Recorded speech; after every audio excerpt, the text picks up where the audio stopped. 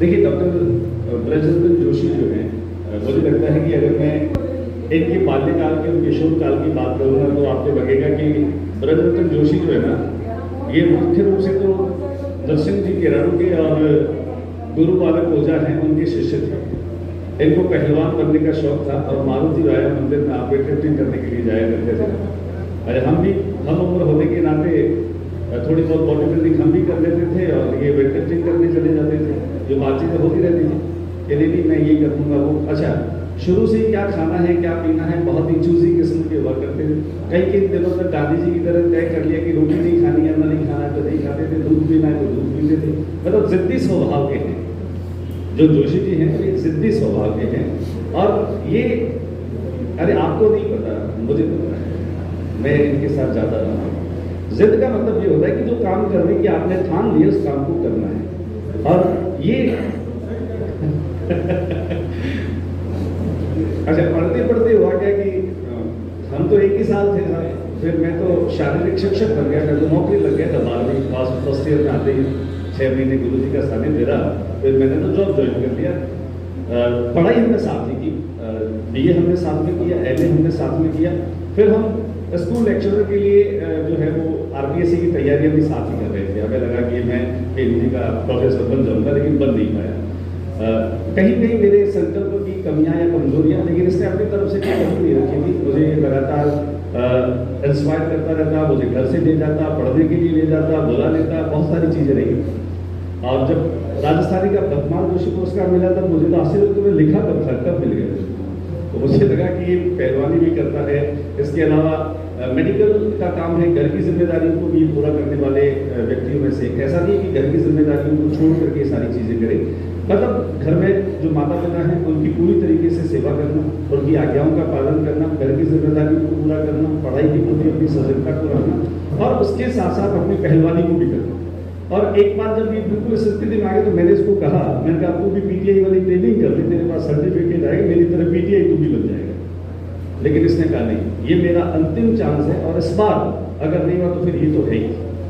और यकीन मानिए, वो कहते हैं कि आदमी जिस लक्ष्य की ओर बढ़ता है, उसे पाने का प्रयास करता है, अंततः उसे सफलता ईश्वर देता है। और आप कॉलेज प्रोफेसर जब बने तो हम वो लोग थे जिन्हें आत्मा से बहुत खुशी हुई और वो पल हमें आज भी याद है।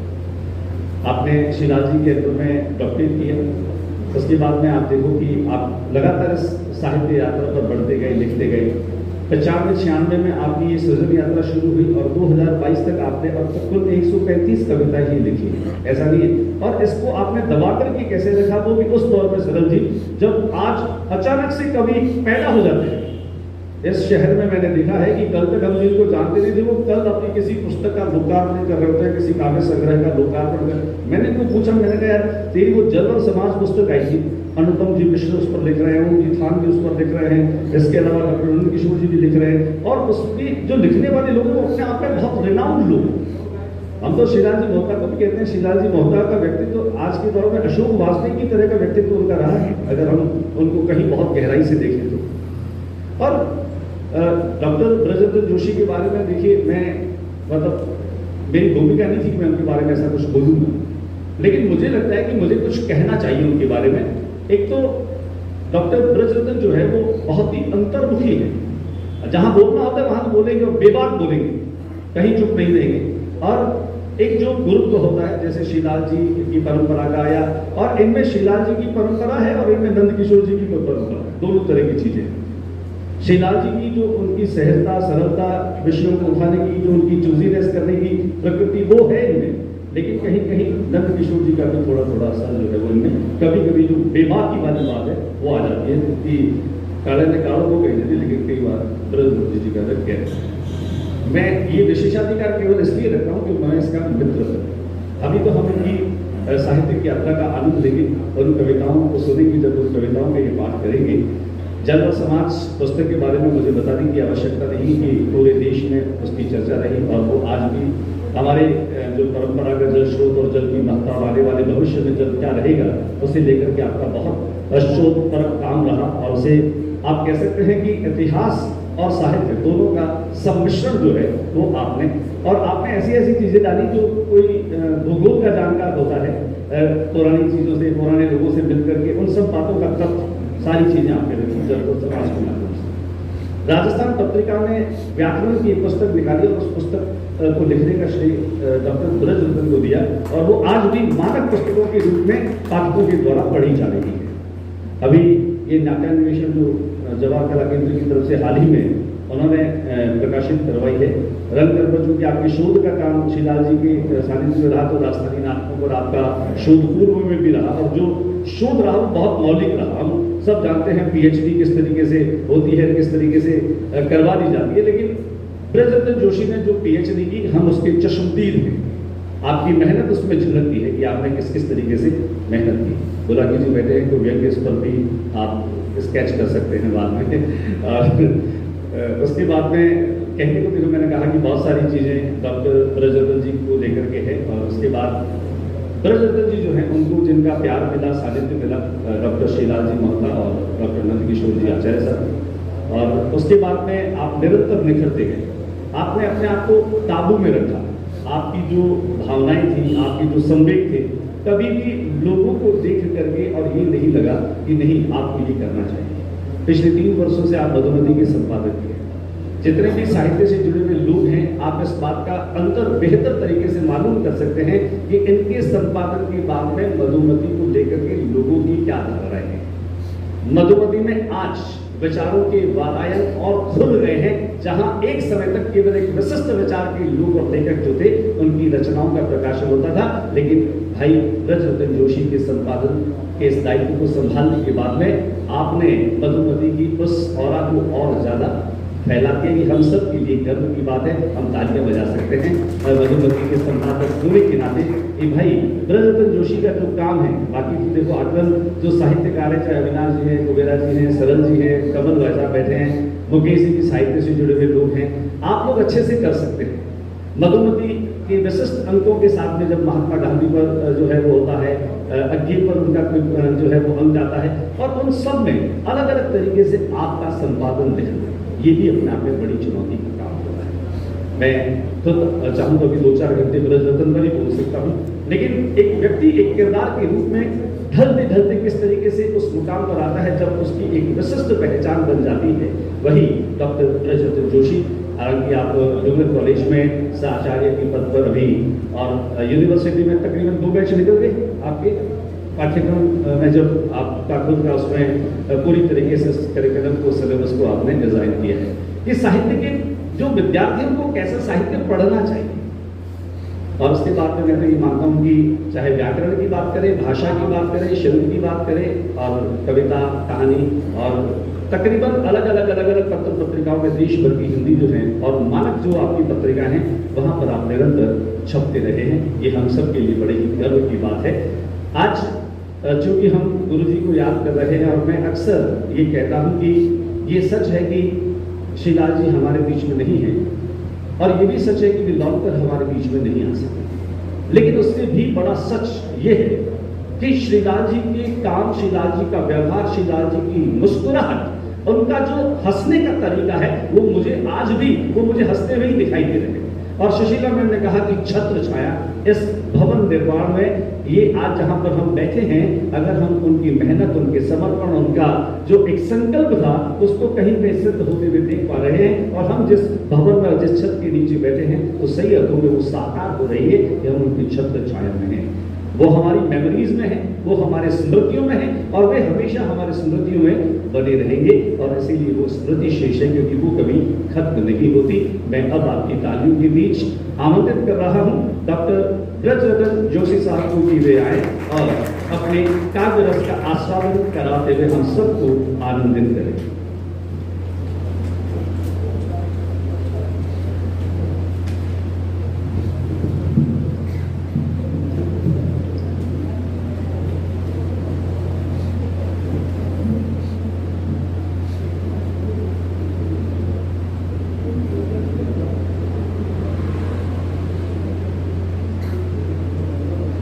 नमस्कार।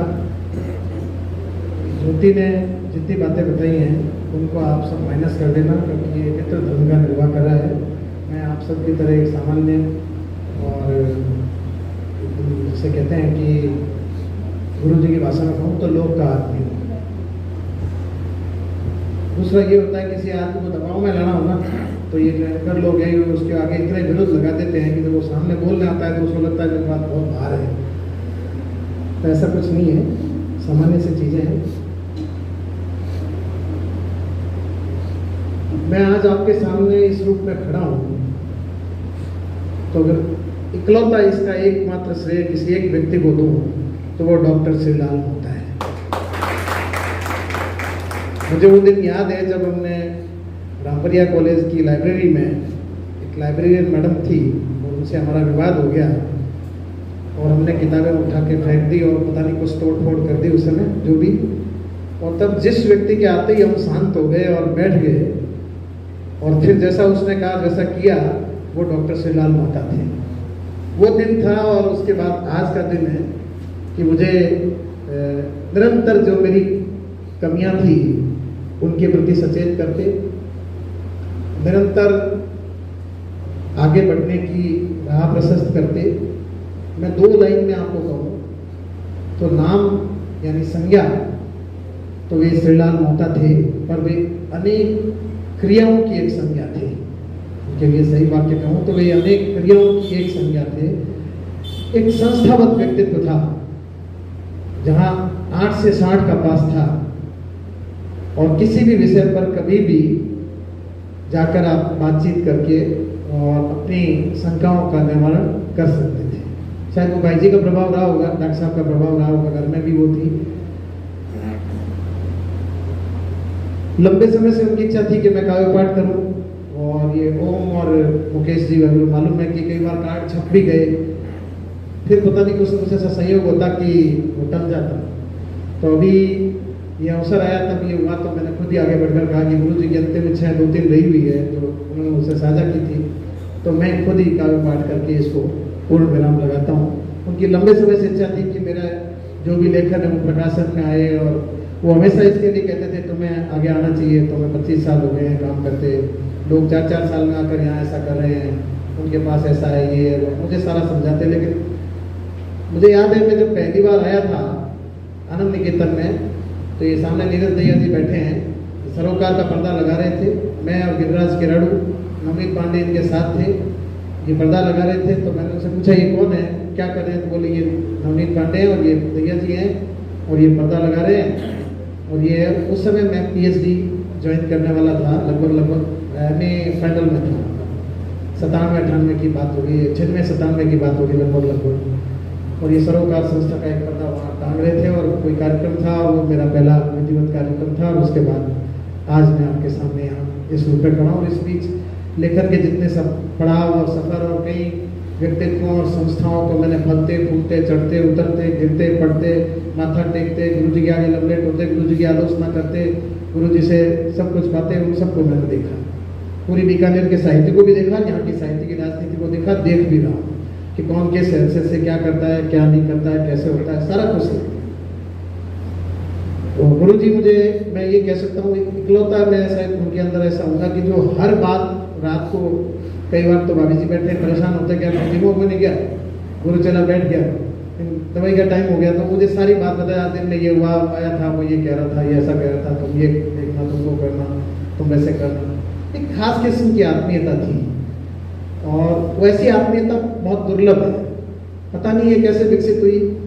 और उन्हीं के कारण से मैं किशोर जी के संपर्क में आया और फिर उनके संपर्क में आने के बाद और भी रास्ते खुले और फिर उत्तरोत्तर हुए जो आज जिस हैसियत पे हूँ।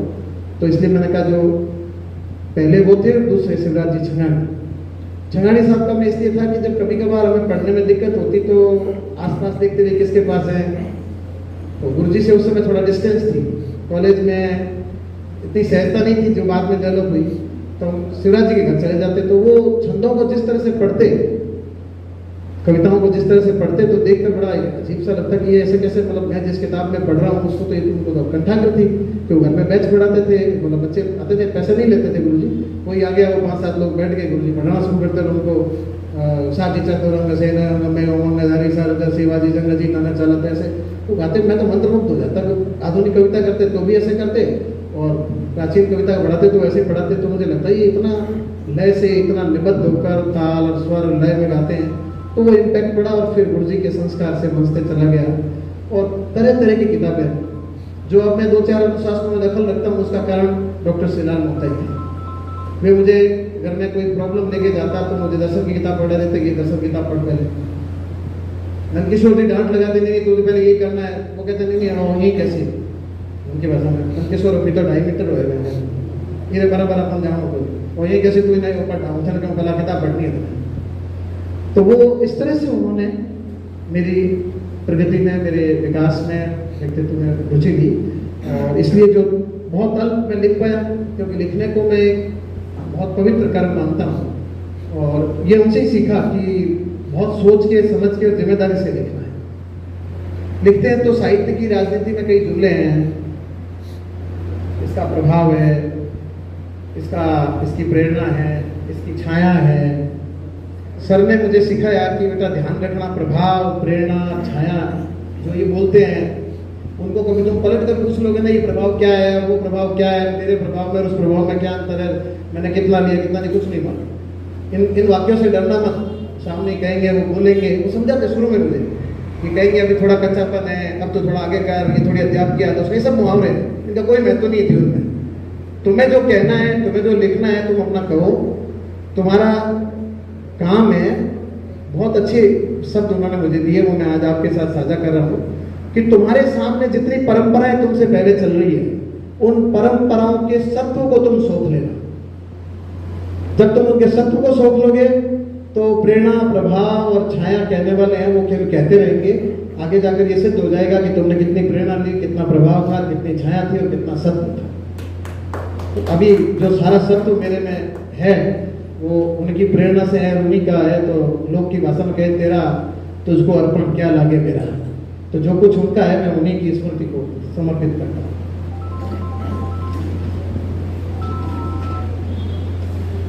पिछले दिनों हिंदी के सबसे मूल्यवान और सबसे बड़े कवि, और इस समय सबसे बड़ी इस रूप में उम्र के हिसाब से, रामदरस मिश्र जी के साथ मुझे काव्य पाठ करने का अवसर मिला। मंच ऑनलाइन था। ओम निश्चल और भी बड़े कई नाम मैं नहीं लेना चाहूँगा, बहुत बड़े कवि थे। उस मंच से मुझे भी काव्य पाठ करने का अवसर मिला। वहाँ जिन कविताओं से मैंने शुरुआत की थी, इन्हीं दिनों की लिखी हुई, उन्हीं से मैं यहाँ शुरुआत कर रहा हूँ, जो कि इस थीम पर है कि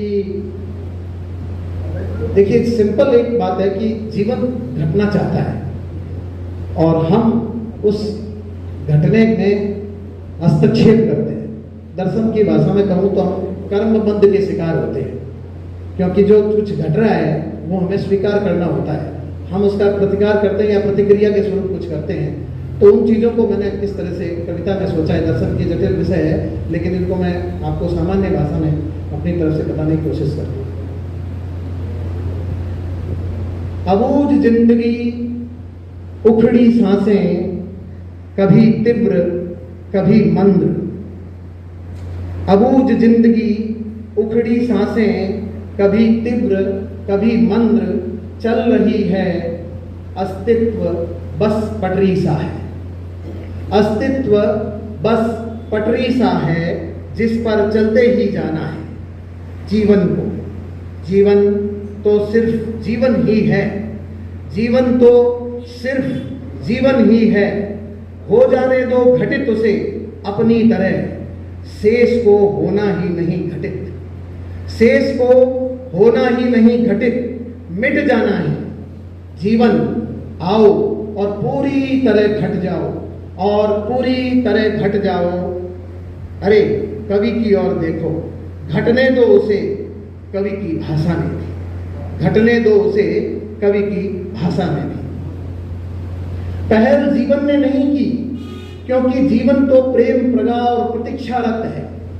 पहल जीवन ने नहीं की, क्योंकि जीवन तो प्रेम, प्रगा और प्रतीक्षारत है। बस रचा ही जा रहा अपने छंद में, बस रचा ही जा रहा अपने छंद में। होकर आक्रामक हम ही ने की अतियां, होकर आक्रामक हमने ही की अतियां। तोड़ दी सारी हदें, तोड़ दी सारी हदें। अंतरिक्ष के पार रोता है कोई, देख कर जीवन छोड़ रहा है अपनी कैंचों। जीवन छोड़ रहा है अपनी कैंचुल, उसे तो बस होना है घटित, रूपांतरित होने एक और जीवन में, मात्र जीवन की तरह। घटित होते जीवन के लिए भाषा का हर जतन एक पड़ाव है। घटित होते जीवन के लिए भाषा का हर जतन एक पड़ाव है। लक्ष्य नहीं, शब्द धावक हैं, यह जानते हुए शब्द धावक है गंतव्य के, यह जानते हुए भी कि हर गंतव्य लक्ष्य नहीं, इसलिए भाषा एक सराय है। ठहरते हैं जिसमें शब्द यात्री की तरह, कविता में मिटती है उनकी थकन, और तय होती है आगे की यात्रा।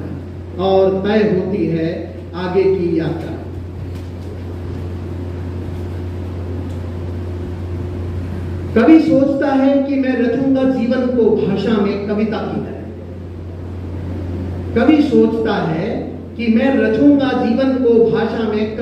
तरह। खेलूंगा भाषा से कर लूंगा वश में तमाम व्यंजनाओं को केवल कवि ही नहीं खेलता भाषा के साथ, भाषा भी खेलती है कवि के साथ। रचने जीवन की तरह। कवि जागो, घटित हो जाने दो जीवन को अपनी भाषा और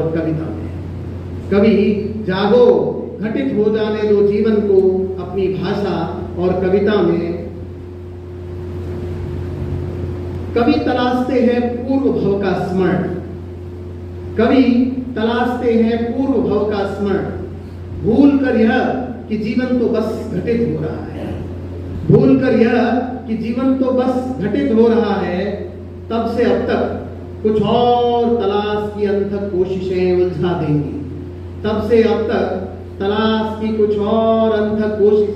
उलझा देंगी।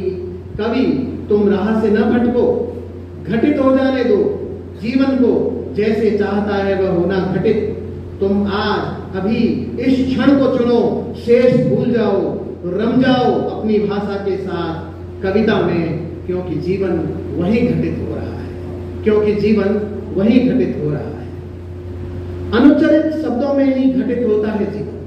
हम तो उच्चरित में ज्यादा विश्वास रखते हैं, पर यहाँ मेरा ऑब्जर्वेशन कुछ और है।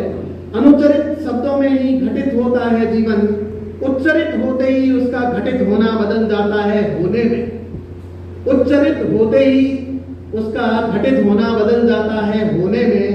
यह जो घटित हो रहा है अनेक आयामों में, उसे किसी एक सांचे में ढालना असंभव है।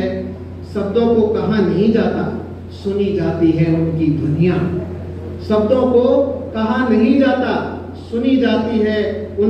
अंतर ध्वनियां व्यंजित होते हैं कई अर्थ। जीवन का सत्व अपनी तरह घटित होने में है। कवि घटित हो जाने दो जीवन को अपनी लय में। एक बहुत माइन्यूट ऑब्जर्वेशन है जिसे आप लगातार देखते हैं, और देखिए मैंने उसे कैसे देखा है। राख केवल राख नहीं है, प्रमाण है आग के होने का, और नियति है आग की। जीवन आग और राख के बीच घटने वाली एक घटना है जो घट रही है निरंतर। जीवन आग और राख के बीच में घटने वाली घटना है जो घट रही है निरंतर।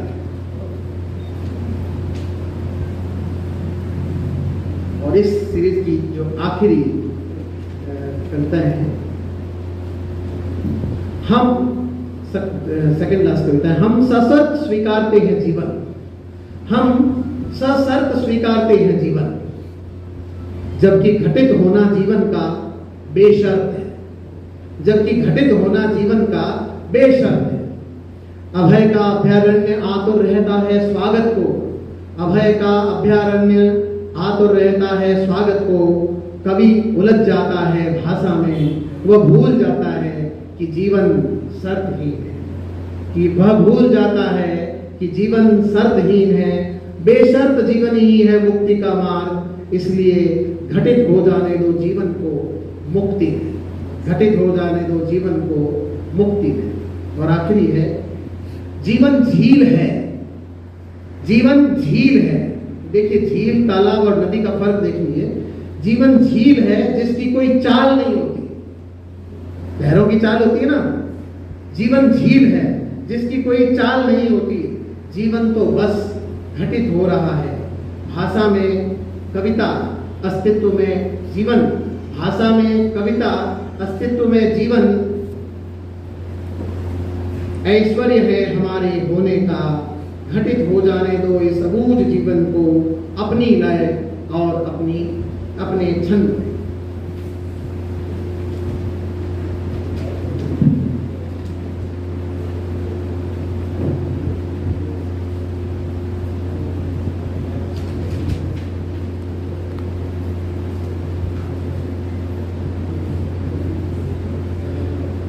जब जब भी मांड में बैठता हूं तुम्हारी याद, जब जब भी मांड में बैठता हूं तुम्हारी याद, रंग चिड़िया बन जाते हैं, रंग चिड़िया बन जाते हैं, शब्द गंध बन जाते हैं, भाषा हो जाती है बावरी, भाषा हो जाती है बावरी। अंथक दौड़ता हूं पाने को चिड़िया, गंध और बावरी भाषा के शब्द। अंथक दौड़ता हूं पाने को चिड़िया, गंध, बावरी भाषा के शब्द। सामने दिखता है नीला आकाश, सामने दिखता है नीला आकाश। मुसीबत यह है कि हम यह हैं और वह होना चाहते हैं। मुसीबत यह है कि हम यह हैं और वह होना चाहते हैं, और ऐसे हैं पर वैसे होना चाहते हैं, ऐसे हैं पर वैसे होना चाहते हैं। इसी हैं और होना चाहने के बीच जीवन की शाश्वत संतान दुख हमारा हो जाता है, जीवन की शाश्वत संतान दुख हमारा हो जाता है।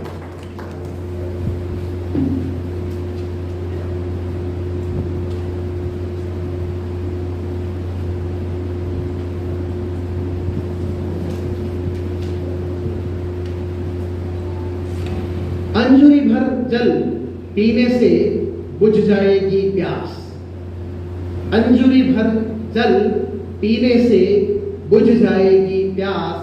2 कदम तुम्हारे साथ चलने से न होगा यह एहसास कि चलना जीवन पर्यंत उस अनंत यात्रा का हिस्सा है, कि चलना जीवन पर्यंत उस अनंत यात्रा का हिस्सा है। मैं चौंक कर उठा, मैं चौंक कर उठा, तुम नहीं थी मेरे साथ। मैं चिल्लाया, पानी पानी पानी। एक कविता है जिसका इंटरनेट पर पोस्टर भी बनाकर कुछ प्रिय लोगों ने चलाया, अभी जन्मदिन पर भी मुझे भेंट किया, और इसके अलावा भी कई जगह उन्होंने किया। सब कुछ स्वीकार है, सब कुछ स्वीकार है, इसलिए कि तुमने बनाया है, इसलिए कि तुमने बनाया है। हर अनुभूति, हर प्रतीति, हर संभाव्यता, हर अनुभूति, हर प्रतीति, हर संभाव्यता तुम्हें पाने का प्रवेश द्वार है, तुम्हें पाने का प्रवेश द्वार है। वर्तुलाकार जीवन, काल की गोलाइयां और जानने को आतुर मन, माटी समजीवन। वर्तुलाकार जीवन, काल की गोलाइयां, जानने को आतुर मन, माटी समजीवन। देखता हूं कि पौधे की पत्तियों में दरार, देखता हूं कि पौधे की पत्तियों में दरार। ओस से छिटकी बूंद का ध्वंस, ओस से छिटकी बूंद का ध्वंस। चित्त में कौंधता जीवन, चित्त में कौंधता जीवन। ये जो मैंने कविताएं पढ़ी है ये जीवन सीरीज से थी। अब मैं भाषा सीरीज की कुछ कविताएं जो भाषा के साथ मेरा डायलॉग है उसको मैं आपके साथ साझा करूं। शब्द अपनी संज्ञाओं में तो इठलाते हैं, शब्द अपनी संज्ञाओं में तो इठलाते हैं, पर क्रियाओं में बदलते ही उनकी परेशानी शुरू हो जाती है, पर क्रियाओं में बदलते ही उनकी परेशानी शुरू हो जाती है, क्योंकि अपने होने की विधि में वे लुटा चुके होते हैं अपना सत्व, और इसलिए सब मौन ही रह जाते हैं, और इसलिए सब मौन ही रह जाते हैं। सुनेगा साधु गुनेगा संत रमेगा भक्त, सुनेगा साधु गुनेगा संत रमेगा भक्त, हम न सुनेंगे न गुनेंगे न रमेंगे, बस अपनी ही धुन में रहेंगे।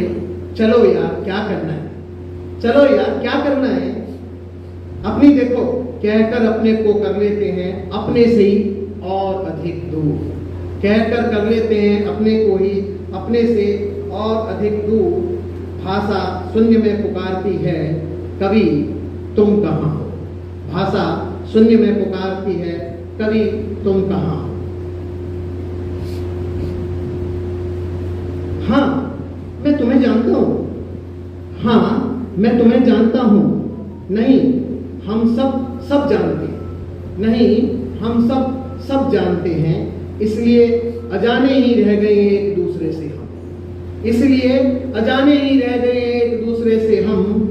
अक्सर निकट की नहीं हो पाती ठीक ठीक पहचान, अक्सर निकट की नहीं हो पाती ठीक ठीक पहचान, अक्सर ऐसे ही पूरी हो जाती है हमारी दास्तां, अक्सर ऐसे ही पूरी हो जाती है हमारी दास्तां। और इस बीच हमारे होने के सब पृथ्वी से हो गए हैं अदृश्य, और इस बीच हमारे होने के शब्द पृथ्वी से हो गए हैं अदृश्य। जगह छोड़ने की भी नहीं हुई आवाज, कभी आवाज, भाषा खदबदा रही है हृदय में, भाषा खदबदा रही है हृदय में। मौन का हो रहा है विस्तार, देखना जरा, देखना जरा, यह लुटी पिटी ठुकी छिपी कहीं हमारी संवेदना तो नहीं है, कहीं हमारी संवेदना तो नहीं है।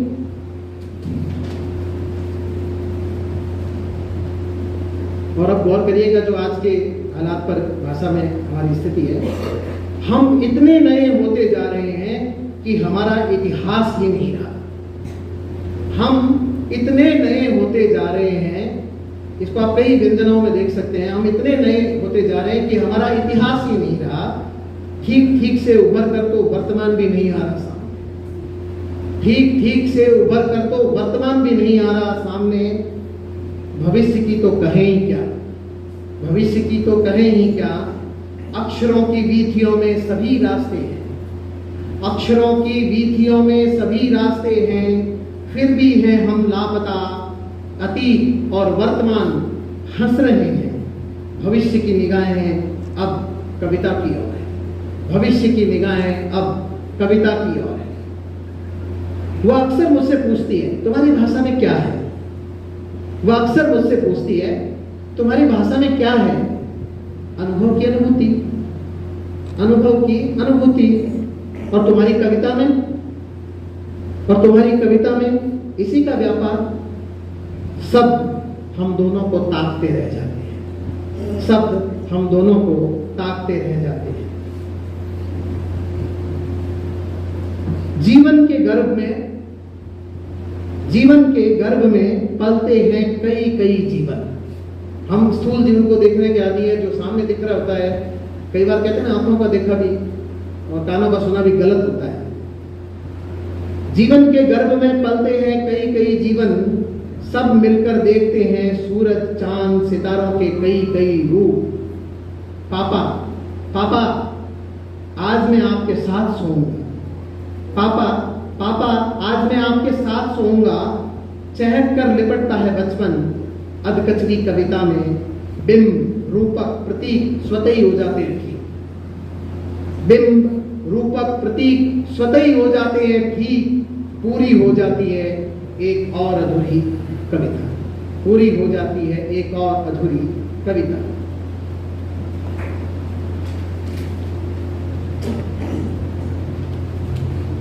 कविता के जनपद में सभी है कलावंत, कविता के जनपद में सभी है कलावंत। वे नहीं पढ़ते किसी और का रचा, वे नहीं पढ़ते किसी और का रचा, किसी और का रचा सबकी अपनी अपनी रामायण है, किसी और का रचा सबकी अपनी अपनी रामायण है। वे नहीं ठहरते, अपना अपना महाभारत भी तो वहां है, वे नहीं ठहरते, अपना अपना महाभारत भी तो वहां है। किसी सर्ग, कांड और समय में उनकी सृष्टि तो अपने आंगन तक ही सिमटी रहती है। किसी कांड, सर्ग और समय में उनकी सृष्टि तो अपने आंगन तक सिमटी रहती है। जी हाँ, वे गद्यदीप के निवासी हैं। जी हाँ, वे गद्यदीप के निवासी हैं। अभी एक भाषा की आत्मकथा को लेकर मैंने कुछ 7-8 कविताएं लिखी थी, जिसको लेकर लीलाधर मंडलोई, अरुण कमल और ममता कालिया की पता नहीं सारे बड़े लोगों के बहुत अच्छे रिस्पॉन्स आए, वो मैं आपके साथ साझा करता हूँ। भाषा की आत्मकथा, पहली कविता। भाषा मन के पर्दे पर पड़ी धूल है, भाषा मन के पर्दे पर पड़ी धूल है। कवि जिसे झाड़ता रहता है, कवि जिसे झाड़ता रहता है। अस्तित्व भाषा के पार है, अस्तित्व भाषा के पार है। और वैसे भी भाषा दूसरों से संवाद के लिए बनी है, वैसे भी भाषा दूसरों से संवाद के लिए बनी है। पर वहां तो स्वयं का स्वयं से संवाद है, पर यहां तो स्वयं का स्वयं से संवाद है। भाषा में नहीं जन्मती अस्तित्व की वर्णमाला, भाषा में नहीं जन्मती अस्तित्व की वर्णमाला। कवि उसे रचता है कविता में, कवि उसे रचता है कविता में। उगती भोर बहती नदी खिलते फूलों में, उगती भोर बहती नदी खिलते फूलों और बारिश में भीगते पत्तों की तरह, भीगते पत्तों की तरह। भाषा की फितरत में नहीं है अकिंचनता, भाषा की फितरत में नहीं है अकिंचनता। भाषा से ढक जाता है अस्तित्व, भाषा से ढक जाता है अस्तित्व। कवि हर दिन सींचता है खुद को हरा रखने के लिए, उघाड़ता रहता है परतें भाषा की, जानने खुद को, जानने खुद को। कवि पूछता है भाषा से, कवि पूछता है भाषा से, मैं कौन हूं? भाषा मौन रह जाती है, क्योंकि भाषा के कारण ही भूल गया है वह खुद को, क्योंकि भाषा के कारण ही वह भूल गया है खुद को। कवि अब तो मौन ही मदद करेगा तुम्हारी, कवि अब तो मौन ही मदद करेगा तुम्हारी। कवि भाषा से पूछता है मेरा पता क्या है? मैं भटक गया हूं तुम्हारी भूल भुलैया में, मैं भटक गया हूं तुम्हारी भूल भुलैया में। भाषा पहचानते हुए कहती है कवि से, तुम वही हो ना, तुम वही हो ना जिसने कहा था कि तुम्हें वेश्या से वधू बनाऊंगा। अज्ञे जी का कथन है कि भाषा में कवि व्यापार क्या है, उनसे किसी ने पूछा तो उन्होंने कहा कवि भाषा को वेश्या से वधू बनाना है, उसकी ये सामर्थ्य है कवि की। तो उसी को मैं इस्तेमाल करते हुए कह रहा हूं, तुम वही हो ना जिसने कहा था कि तुम्हें वेश्या से वधू बनाऊंगा, तुम्ही को तो मुझे पहुंचाना था अपनी जगह। कवि तुम कहां अटक गए, कहां भटक गए? मैं तुम्हारा ही तो इंतजार कर रही हूं, आओ जरा ठहरो। तुमने कुछ कहा, कवि बोल रहा है, तुमने कुछ कहा? नहीं मैंने कुछ सुना, नहीं मैंने कुछ सुना। इसी कहने और सुनने के बीच कविता ने जन्म लिया, इसी कहने और सुनने के बीच कविता ने जन्म लिया। तब से भाषा और कविता के बीच कवि ढूंढ रहा है अपनी राह। यात्रा उसकी जारी है आज भी, यात्रा उसकी जारी है आज भी।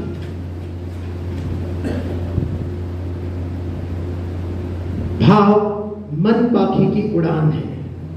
भाव मन पाखी की उड़ान है जो उलझ जाते हैं भाषा के जाल में।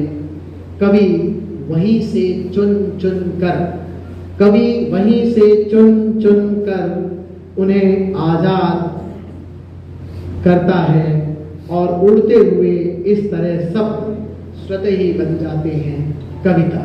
और उड़ते हुए शब्द इस तरह स्वतः ही बन जाते हैं कविता। प्रेम में तुम्हारे भाषा के शब्दों को मिल जाता है अर्थ।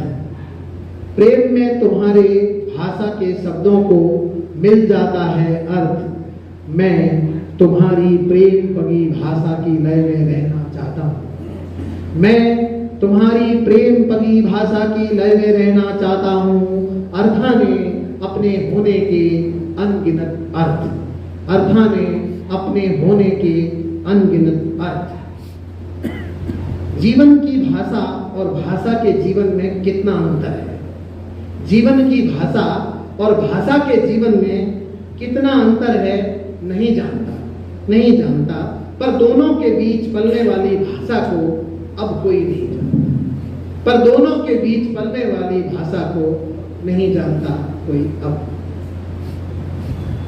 भाषा की खुदाई करते करते मुझे दिखी मिली शब्दों की आभा। भाषा की खुदाई करते करते मुझे दिखी मिली शब्दों की आभा। यह मेरी कृतयुगी खोज का हिस्सा थी। यह मेरी कृतयुगी खोज का हिस्सा थी जिसे हैरान हुआ ढूंढ रहा था मैं दिन रात अपनी इस जानी पहचानी सी होकर सी अनजानी दुनिया में देखने के लिए। मेरी इस नीरव यात्रा का चिरसंगी समय, मेरी इस नीरव यात्रा का चिरसंगी समय बरत रहा था मुझे किसी गिलहरी की तरह सरसराहट में।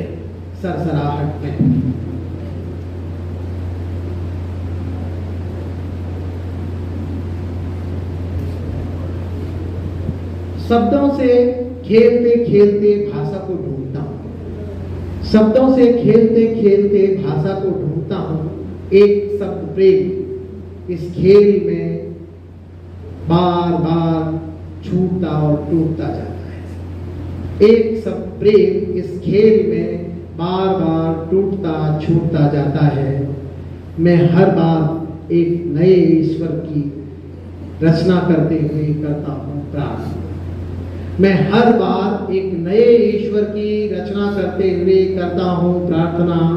इसे रहने देना मेरे पास, इसे रहने देना मेरे पास।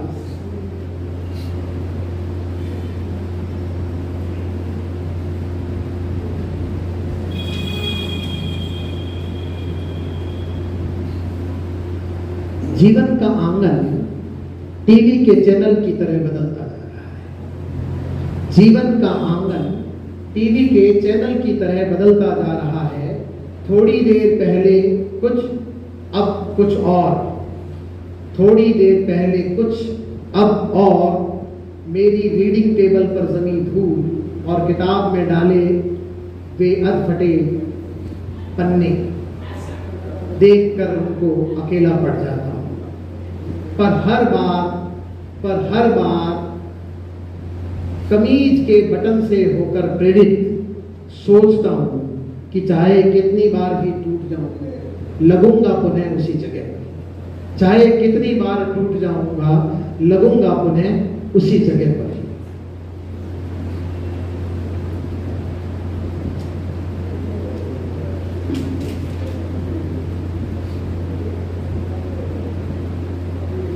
गोल गुंबद एक बहुत ऐतिहासिक स्थल है।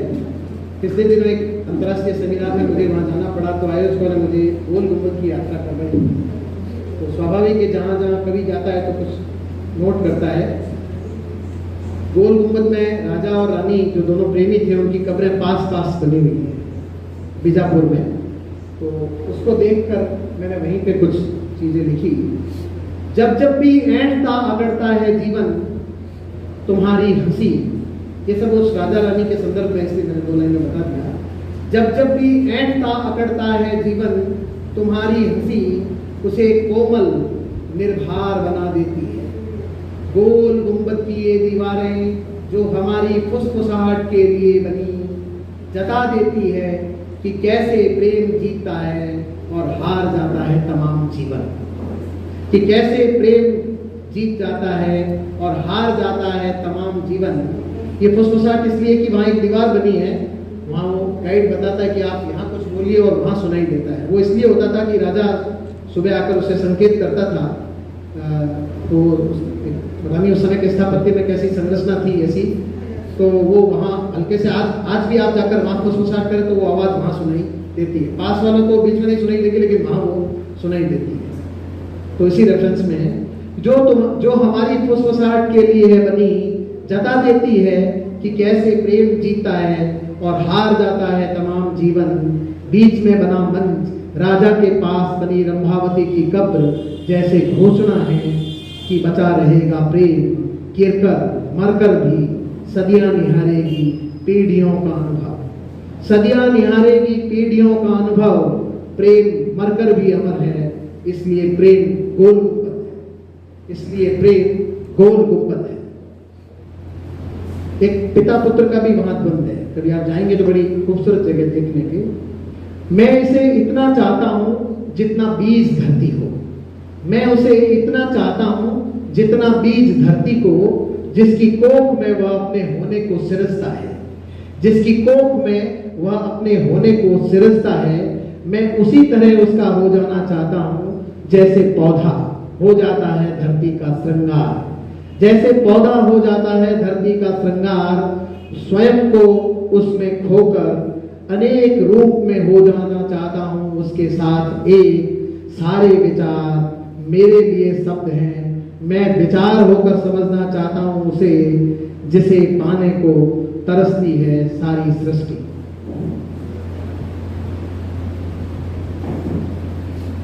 तुम आना टूटे दिए में एक पूरी लौ की तरह, तुम आना टूटे दिए में एक पूरी लौ की तरह। अंधकार को हरती, अंधकार को हरती, सिर्फ तेल और बाती ही नहीं, भुला लूंगा अपना मन भी। सिर्फ तेल और बाती ही नहीं, भुला लूंगा अपना मन भी। शाश्वत धरती आत्मा का स्पंदन, पिघला मन, शरीर, ज्ञान, काल सब बह गए। शरीर, ज्ञान, काल सब बह गए, बस प्रकाश की एक लौ रह जाए, जिसमें खिल उठे सारी सृष्टि, जिसमें खिल उठे सारी सृष्टि। प्रेम लिखते ही भीग जाते हैं शब्दकोश के सारे शब्द। प्रेम लिखते ही भीग जाते हैं शब्दकोश के सारे शब्द। प्रेम सुनते ही शांत हो जाती है सारी हलचल। कुएं की जगत पर बने चिन्ह रह रह कर उभरते हैं, कुएं की जगत पर बने चिन्ह रह रह कर उभरते हैं सपनों में। और मैं उन्हीं के सहारे पहुंचता हूं तुम्हारे पास, और मैं उन्हीं के सहारे पहुंचता हूं तुम्हारे पास।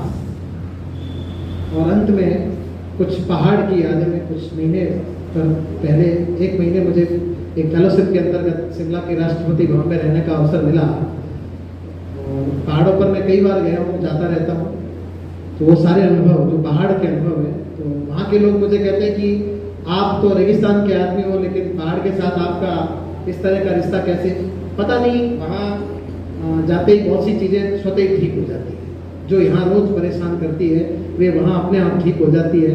तो उस पहाड़ से कोई पुराने जन्म का रिश्ता रहा हो, मैं आपको बताता हूँ।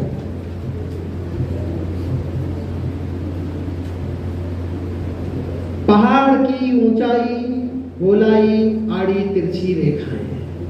अब देखिएगा, पहाड़ को आप देख रहे हैं, पहाड़ की ऊंचाई, गोलाई, आड़ी तिरछी रेखाएं, सब कुछ तो जीवन जैसी है, सब कुछ तो जीवन जैसी है। फिर क्यों कहते हैं कि जीवन पहाड़? फिर क्यों कहते हैं कि जीवन पहाड़ है? कठिन पहाड़ नहीं, जीवन है जिसमें नहीं मिलते सघन वन, अल्हड़ नदियां, शांत झरने, इसलिए रह रह कर उमकती है ध्वनियां कि जीवन पहाड़ है, कि जीवन पहाड़ है। पहाड़ के ओर छोर किनारे चाहे कितने ही हो नुकीले, पहाड़ के ओर छोर किनारे चाहे कितने ही हो नुकीले, अनगढ़ पथरीले उन्हीं की गोद में उन्हीं के ताप से पाता है जीवन का आकार अपना व्याकरण, जीवन का आकार अपना व्याकरण। पहाड़ की हवाएं केवल हवाएं भर नहीं हैं, उनमें घुला है सृष्टि का सुख दुख। पहाड़ की हवाएं केवल हवाएं नहीं है, उनमें घुला है सृष्टि का सुख दुख। स्मृतियां ऋतुएं छू जाता है एक और जीवन, छू जाता है एक और जीवन। देखो देखो उन्होंने खोद दिए पहाड़। मैं वहां गया तो पहाड़ों को हटा के रास्ते बनाए जा रहे हैं। देखो देखो उन्होंने खोद दिए हैं पहाड़। देखो देखो मिटा दी घाटियां, काट दिए सघन वन, काट दिए सघन वन।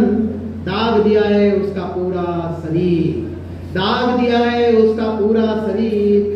उजाड़ने एक और सजाने, उजाड़ कर सजाने एक और भरा पूरा जीवन।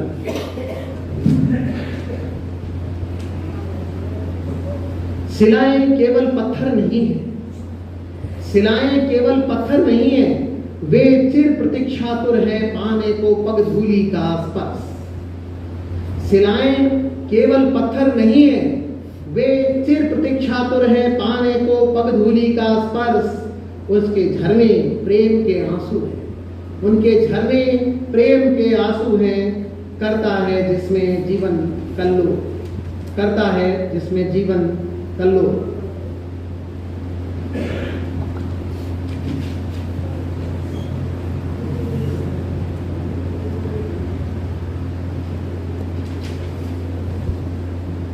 कुछ को मैं विकराल दिखता हूं, कुछ को मैं विकराल दिखता हूं, कुछ को मां की गोद यह तुम्हारे देखने का कौन है। कुछ को मैं विकराल दिखता हूं, कुछ को मां की गोद यह तुम्हारे देखने का कौन है। मेरे अस्तित्व का सार नहीं, मेरे अस्तित्व का सार नहीं। तमतमाए तुम्हारे चेहरे को देखकर मैं सौंपता हूं तुम्हें एक और जीवन, मैं सौंपता हूं तुम्हें एक और जीवन।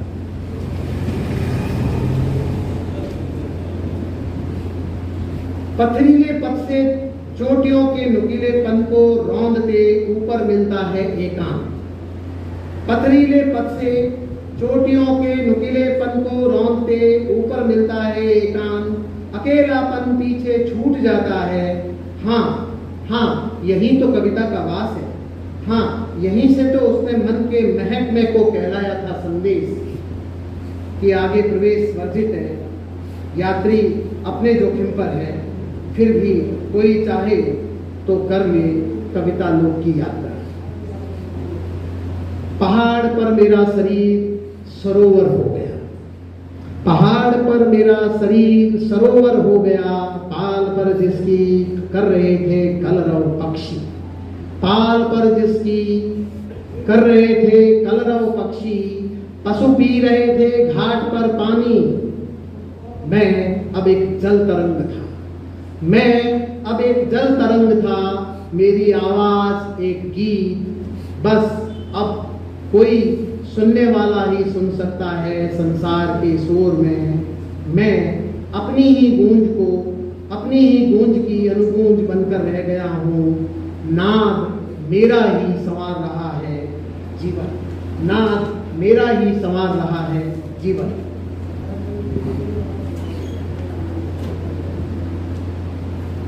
खामोश जरूर हूं पर बेआवाज नहीं, खामोश जरूर हूं पर बेआवाज नहीं।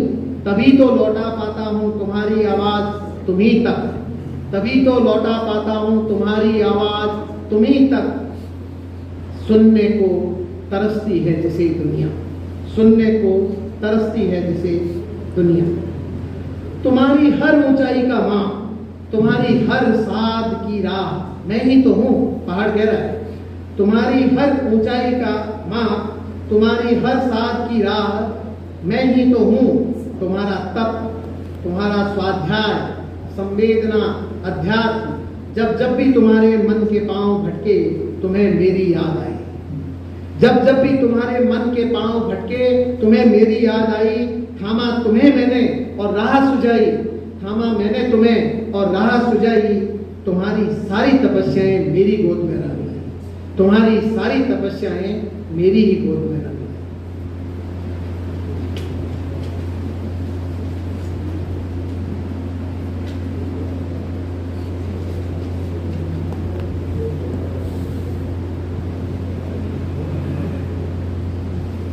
काश मुझमें पानी की सी बुद्धि आ जाए। अब जरा गौर करिएगा इस एक्सपीरियंस को, बहुत सामान्य सी बात है जिसे हम रोज देखते हैं। काश मुझमें पानी की सी बुद्धि आ जाए कि मुझे अपनी रौ में नहीं बहना, कि मुझे अपनी रौ में नहीं बहना, माली के हाथों बहना है। मुझे माली के हाथों बहना है चुपचाप, ताकि खिल सके सभी तरह के वन उपवन, बाग बगीचे और हरा भरा जीवन। और आप देख लीजिए श्रीलाल जी जैसे माली के हाथ में जब मैंने अपने पानी को सौंपा तो आज सुगंध आपके सामने है। लेकिन ये सामान्य सी बात है पर आदमी इसे समझने में बड़ी भूल कर जाता है।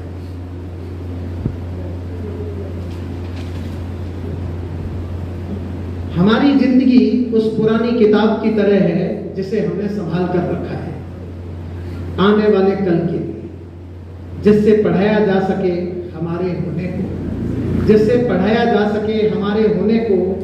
पुस्तक का हर हरफ हमारा ही कोई पूर्वज था, पुस्तक का हर हरफ हमारा ही कोई पूर्वज था। यह जानते हुए नहीं पूरी पढ़ी जा सकी आज तक वह पुरानी किताब, बस यदा कदा उठा पटक साफ सफाई के दौरान पलट कर कुछ पन्ने आगे बढ़ जाता है जीवन। एक और हरफ होने की राह, एक और हरफ होने की राह। हर बार मैं खेला जाता हूं एक गुड़िया की तरह जब सब हो जाते हैं नासमझ बच्चे। हर बार मैं खेला जाता हूं एक गुड़िया की तरह जब सब होते हैं नासमझ बच्चे। मुझे नोचा कचोटा रौंदा जाता है, मैं और मेरी काया कांपते सिकुड़ते फैलते टूटते मुड़ते दरकते। मैं और मेरी काया कांपते सिकुड़ते फैलते टूटते मुड़ते दरकते हैं रबर की गुड़िया की तरह जिसे नासमझ जीवन खेलता है, जिसे नासमझ जीवन खेलता है। खेल खेल खेल खेल, पता नहीं हम अपने छोटी छोटी बातों से कईयों के मन को कितनी बार दुखा देते हैं, कैसे कैसा व्यवहार होता है। और अंत की मैं 2-3 कविताएं जो है वो आपको सुनाते हुए इसको विराम देता हूं। और अपने अंतरलोक में जब जब भी अपने मैं से होता हूं साक्षात, अपने अंतरलोक में जब जब भी अपने मैं से होता हूं साक्षात, तो पाता हूं कि असंख्य मैं से भरा झुका और चुका मेरा ही मैं बहुत उद्विग्न है। कि असंख्य मैं से भरा झुका चुका मेरा ही मैं बहुत उद्विग्न है। इसमें भी भरे ठूसे हैं कई तरह के मैं, मेरे में भी कई तरह के मैं ठूसे लील रहे हैं वे।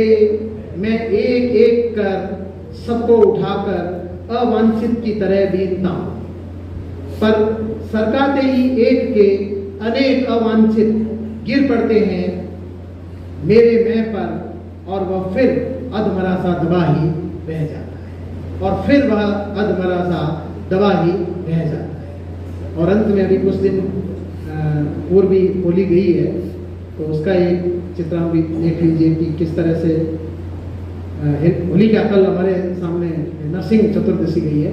नरसिंह चतुर्दशी का एक रूपक जो है उसको भी मैं, मेले में मुखौटे लगे लोग हैं या मेला मुखौटे लगे लोगों का है। मेले में मुखौटे लगे लोग हैं या मेला मुखौटे लगे लोगों का है। इस इबारत को लिखते हुए मैं सोचता हूं कि लोग मुखौटों के पीछे भाग रहे हैं या मुखौटा लोगों के पीछे, कि लोग मुखौटों के पीछे भाग रहे हैं या मुखौटा लोगों के पीछे। सच चाहे जो भी हो, मुखौटा केंद्र में है। सच चाहे जो भी हो, मुखौटा केंद्र में है। मुखौटा लगाए हिरण्यकशिपु दौड़ दौड़ कर हमें बुला रहा है या हमारे पाप को? दौड़ दौड़ कर मुखौटा लगाए हिरण्यकशिपु हमें बुला रहा है या हमारे पाप को? तख्त पर खड़ा नृसिंह हाथ फैलाकर मुखौटा फाड़ रहा है या उसके झूठ को? वो मुखौटा फाड़ रहा है या उसके झूठ को? दुनिया नित्य देखती है यह खेल। दुनिया नित्य देखती है खेल कि खेल खेल में अंत होता है हमेशा ही मुखौटे के झूठे सच का, मुखौटे के झूठे सच का। धन्यवाद।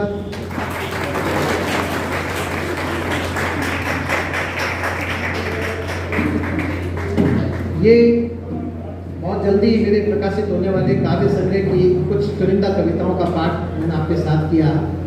5 उपशीर्षकों में जीवन, भाषा, प्रेम, प्रकृति और अन्य शीर्षकों से बटा है, जिसके कुछ पाठ मैंने उसी सीरीज में आपके साथ किए।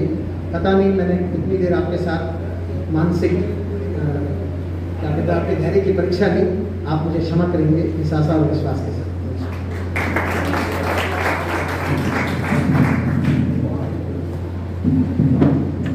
एक बार आपकी तालियों के साथ आप धन्यवाद करिए डॉक्टर ब्रजवर्धन जोशी जी का। और मुझे लगता है कि कबीरा साहब से बात हो रही थी, तो ये जो श्रद्धांजलि का शीर्षक प्रोग्राम का कार्यक्रम था, ये शब्द भी जोशी जी का दिया हुआ है, अंतर्लय। और जब अंतर्लय की बात आती है तब मुझे लगता है कि शब्द तो अब आप जो है उनको साध चुके हैं। शब्दों की साधना आपकी परम और चरम पर है, क्योंकि जब आप बोलते हैं और लिखते हैं तब आपके भाव, भाषा, शिल्प सब कुछ हमारे सामने आता है। जिस ढंग से आपने प्रेम को, जीवन को, भाषा को, सब चीज़ों को आपने शीर्षकों के साथ में कहा है, हम बहुत जल्दी हमारी व्यग्रता बढ़ गई कि जल्दी से ये काव्य संग्रह आ गई। क्यों बोला जी कि मैं बिल्कुल ठीक कह रहा हूँ? बोला कि जी मेरी बात ठीक है ना, मतलब इस काव्य संग्रह की प्रतीक्षा ज़्यादा हो गई कि जल्दी से आ जाएगी। आपने जितनी कविताएं पढ़ी सर, मुझे लगता है आपकी जो अनुभूतियाँ हैं वो अनुभूतियाँ और आपके कहने का एक ढंग वो बहुत ही मुझे लगता है कि शानदार और प्रभावी रहा। कमल भाई साहब भी बैठे हैं, कोई समीक्षात्मक टिप्पणी नीरज भाई साहब को बैठे हैं तो वो भी कह ही देगी कि किस तरह की कविताएं रही। बेहद शानदार ये समय निकला और पता ही नहीं चला कि हम भी इस आपकी काव्य पाठ की लय के साथ, धारा के साथ बहते चले गए और समय कितना निकला ये हमें खुद को ही पता नहीं चला। और लग रहा था कि आपको हम सुन रहे हैं और सुनते ही चले जाएं। पुनः आपका बहुत बहुत आभार।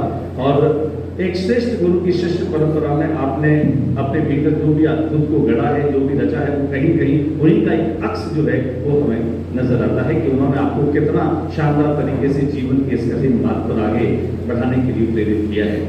कला प्रदर्शनियों के इस शानदार आयोजन के साथ एकल काव्य पाठ और इस पहली बरसी पर गुरुदेव को श्रद्धांजलि आपकी कविताओं के रूप में चाहकर के भी गुरु में उनके सम्मुख जो काव्य पाठ नहीं हो पाया। हम कहते हैं नैनम छिन्दन्ति शस्त्राणि नैनम दहति पावका। आत्मा जो है वो न मरती है न जन्म लेती है, देह जो है वो चली गई है। निश्चित तौर पे गुरु जी हमारे बीच में और आप पर खूब आशीर्वाद रहा है कि बिना पानी की एक बूंद भी आपने तकरीबन आधे पौन घंटे तक जो एक काव्य धारा आपने यहाँ पर प्रवाहित की है वह जी पसीना खूब बहा है। लेकिन आमतौर पे मैं देखता हूँ कविता पढ़ने वाले या अन्य जो बोलने वाले लोग हैं उनको एक पानी गिलास या बॉटल चाहिए होती है और वो एक घूंट पीकर उसके बाद बोलते हैं। लेकिन आपने न तो कोई भूमिका बहुत विशेष तरीके से बांधी, बस एक भाव था और गुरु जी को कहीं कहीं आपने अपने भीतर अवस्थित कर रखा है और उन्हीं के सामने, उन्हीं के सम्मुख ये जो भाव है, इस भाव को आपने कहीं कहीं हम सब लोगों को भी महसूस कराया है। एक छोटा सा पार्ट और है इस कार्यक्रम की समापन का। मैं कहूँ अभी IPL चल रहा है तो 100 ओवर में 20 ओवर का आखिरी ओवर है और इस आखिरी ओवर में एक और जो ये पोस्टर्स हमें डिजाइन किए हुए दिखाई दे वो भी कलाकार है कमल शिमाली।